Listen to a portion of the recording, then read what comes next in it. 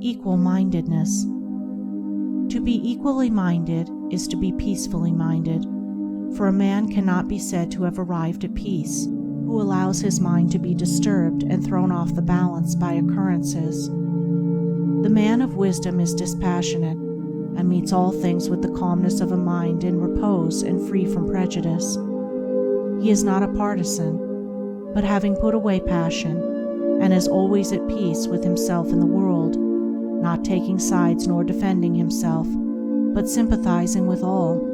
The partisan is so convinced that his own opinion and his own side is right, and that all goes contrary to them is wrong, that he cannot think there is any good in the other opinion and the other side. He lives in a continual fever of attack and defense, and has no knowledge of the quiet peace of an equal mind. The equal-minded man watches himself in order to check and overcome even the appearance of passion and prejudice in his mind, and by so doing he develops sympathy for others and comes to understand their position and particular state of mind, and as he comes to understand others, he perceives the folly of condemning them and opposing himself to them. Thus there grows up in his heart a divine charity which cannot be limited, but which is extended to all things that live and strive and suffer. When a man is under the sway of passion and prejudice, he is spiritually blind.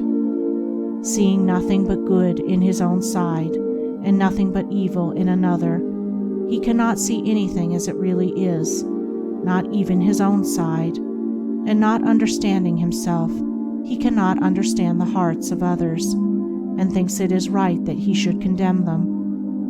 Thus there grows up in his heart a dark hatred for those who refuse to see him and who condemn him in return. He becomes separated from his fellow man, and confines himself to a narrow torture chamber of his own making. Sweet and peaceful are the days of the equal-minded man, fruitful in good, and rich in manifold blessings.